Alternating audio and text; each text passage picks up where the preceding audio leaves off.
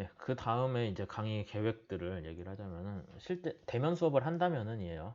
비대면이야 여러분들이 알아서 동영상 리스트로 쭉 봐주시면 되기 때문에 제가 어떤 영상을 보면 된다라고 사이버 캠퍼스 상에 알려드릴 거예요. 그거 지금 해놓진 않았는데 이따가 예시로 보여드릴 거고, 대면 수업을 한다면은 뭐 수업 내용 요약은 따로 제가 업로드를 해드릴 거고, 아니, 그 다음에 본 수업들 하고 뭐 이러이러한 거 배울 거다라고 하고, 실습을 하려고 하는데, 실습이라는 게 아까 NCS 해석이거든요. 그러니까 제가 NCS 해석하는 거 비디오를 클립을 올릴 거예요, 미리.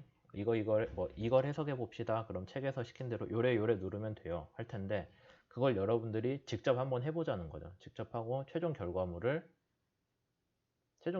해서 그 해석 파일을 내라는 게 아니라 그냥 해석한 결과 그림 정도만 몇 개 따서 PDF로 올려주시면 돼요. 그러면 실제로 여러분들이 한 걸로 치고 출석 인정입니다. 그러니까 그냥 yes, no지 이게 뭐 평가를 하겠다라는 건 아니고요. 그 다음에 수업장 준비 사항으로는 뭐 예습하시면 좋겠죠. 제가 미리 올렸을 때 얘기지만. 그 다음에 성적은 원래는 우리가 그냥 한글 강의이기 때문에 30% 이하를 A를 주게 되어 있는데, 저번 학기 같으면은 수업 조정해가지고 50% 이하를 A를 줄 수 있게 했었어요. 뭐 그 해서 많이 좀 성적이 잘 나왔죠. 그러니까 평점들은 잘 나왔죠. 제가 보기에는 실제 수업 성취도는 좀 안 좋아졌어요. 비대면 수업이라. 근데 뭐 어쨌든 주는 학점들은 좋아졌는데, 기본적으로 이걸로 가겠지만 학교에서 시킨다면은 딱 50% 맞춰서 A는 드릴 거예요. 뭐 50% 이하로 A를 줄 생각은 없고, 그러니까 딱 그 학교에서 정한 기준 최대까지 A를 줄 텐데, 다만 A 플러스는 15% 기준으로 줄 거예요. 그러니까 원래 코로나가 없었을 때 A를 받을 수 있는 사람들의 반절만 줄 거예요. 여기서 50% A 주라고 해서 25%까지 A뿔 주진 않는다는 얘기예요. 저기 종합설계 들어온 분들 아시겠지만은 그렇게, 왜냐하면 A뿔이라는 게 정말 잘한 사람 주려고 하는 성적인데, 뭐 A 수는 늘어나는 건 학교에서 시켰으니까 오케이인데 A뿔까지 늘려서 주는 거는 저는 좀 아닌 것 같다 생각을 하고 있어요. 그 다음에 D 이하는 중간 기말고사 평균이 30 이하인 수강생한테는 D 이하를 줄 예정입니다. 그 다음에 중간 3회가 아니라 중간 1회인데 다른 수업과 베껴오다 그렇게 됐고요. 중간 1회나 기말 1회 중에 둘 중에 하나라도 빵점인 학생은 F를 줄 거예요. 그러니까 기말이든 중간이든 뭐 본인이 어떤 특수한 사정이 있어서 못 봤다, 그거는 제가 이해를 하는데, 그냥 이 사람은 와서 시험을 봤는데 백지를 냈다라고 하면은 배운 게 없잖아요. 그래서 F를 줄 예정이고, 중간기말 평균 30점 이하인 사람은 D가 나갈 텐데, 그러면은 아니 당신이 시험을 어렵게 내면은 다 30점 이하가 돼서 D를 주고 싶은 거 아니냐라고 하겠지만, 그게 아니라 숙제든 아니면 여러분들한테 나가는 자료든 해서 거기서 그대로 내는 게 적어도 30점어치는 나갈 거예요. 그러니까 수업에서 나온 것만 제대로 보면은 30점은 맞게끔 당연히 해드린 상태에서, D 이하에 대해서 D 이하의 학점이 나갈 수 있는 건을 만들겠다는 거지. 제가 뭐 그냥 억지로 평균 30점짜리 시험 문제 어렵게 만들어가지고 내고 거기서 뭐 어떻게 하겠다, 그건 절대 아니니까 걱정하지 마시고요. 그 다음에 재수강이 있을지 모르겠지만 4학년 2학기 수업이라 재수강 받는 사람이 A뿔 맞았어요. 근데 실제로 재수강자는 A0밖에 못 주니까 이 사람이 A0가 되면 밑에 A뿔 그러면은 원래 A0인 사람 한 명은 A뿔로 올라갈 수 있나요? 재수강 하는 사람이 아래로 내려왔으니까 그런 거 없다는 얘기예요. A0 맞은 사람은 그냥 A0인 거예요. 그 다음에 재수강을 위해서 난 재수강 해야 되니까 뭐 B0 받은 거 C뿔로 주세요 라고 하는 사람이 있다고 하더라도 그럼 C가 한 명 늘어났으니 원래 C이던 사람이 B로 올라가나요? 그거 없다는 거예요. 남이 내려와서 자기 성적을 낮춰가지고 어떤 사람이 자기 성적을 낮췄는데 그렇다고 딴 사람 이득을 보는 거는 좀 이상하잖아요.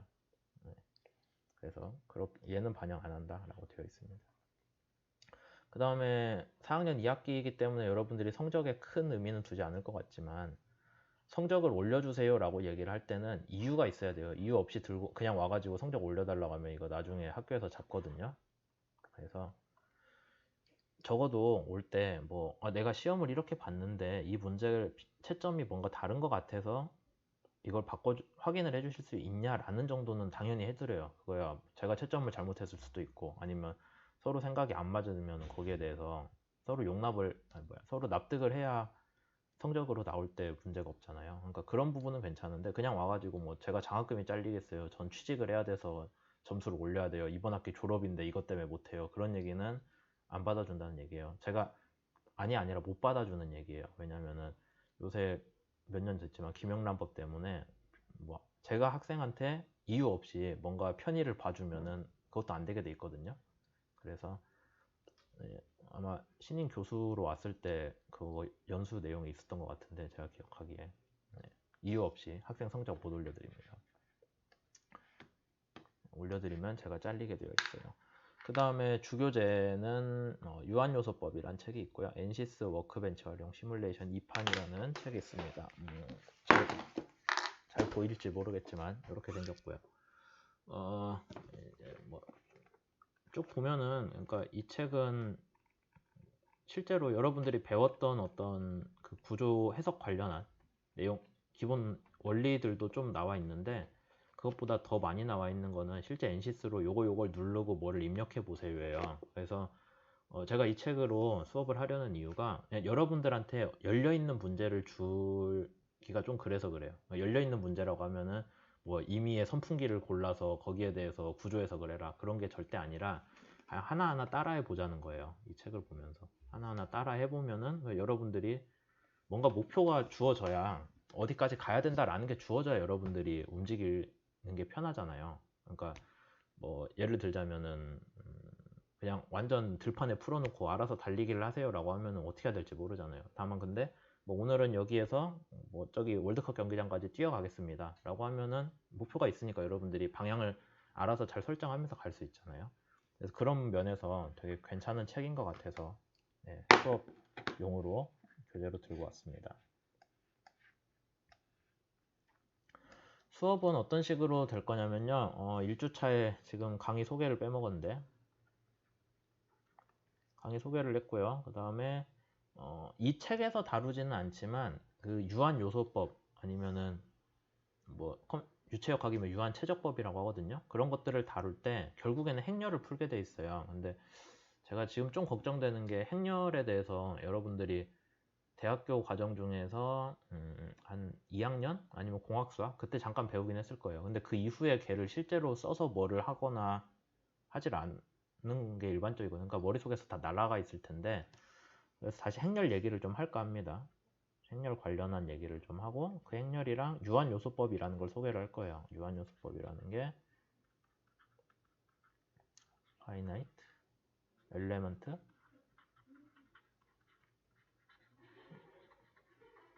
메소드거든요. 그러니까 유한요소법이고요. 구조 해석을 할 때 많이 써요. 그 다음에 유체역학을 할 때는 finite volume 메소드라고 볼륨이었나? 맞을 거예요. FVM이라는 걸 많이 쓰거든요. 얘는 FEM. 아마 FEM이란 단어는 들어봤을 수도 있을 거예요. 구조 수업할 때. 그래서 FEM은 컨트롤 매스에 대한 문제고 FVM은 컨트롤 볼륨에 대한 문제인데 여러분들 유체 때 배웠던 건데 어쨌든 유한요소법이라는 게 어떤 식으로 돌아가는 물건이다 라는 걸 설명을 드릴 거고 그 다음에 2주에는 그러면 그러니까 유한요소법을 가지면 뭔가 행렬식이 나와요. 그 행렬식을 풀면은 우리가 원하는 해가 나오거든요. 구조 해석하는 해. 그거를 행렬을 푸는 방법에 대해서 얘기를 할 거예요. 그러니까 여기까지는 수학에 대한 얘기가 되겠죠. 행렬에 대한 수학 얘기가 되고 이제 여기부터는 유한요소법에 대한 실제적인 적용을 좀 해볼 겁니다. 그러니까 여기까지는 책 안 보고 그냥 강의 자료 가지고 할 거예요.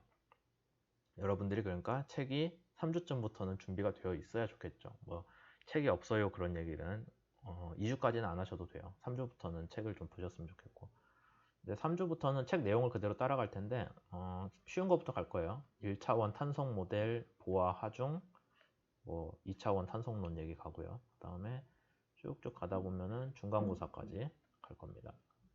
8주쯤에 중간고사를 볼 거고요.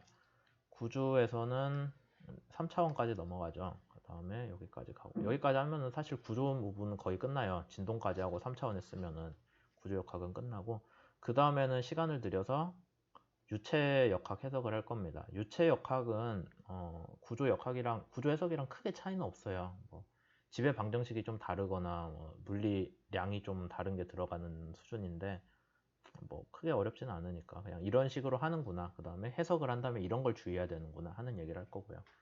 그 다음 13주에서 설계 최적화랑 파손 해석이라는 걸로 다시 구조 쪽 관련해서 돌아올 거예요. 거기에 대응되는 NCS 실습도 항상 붙어 있을 거고요. 그 다음에 15주에는 기말고사랑 기말고사 정리를, 그러니까 기말고사 문제들에 대해서 제가 해설을 해줄 거고, 이때 최종 보고서를 내시면 되죠.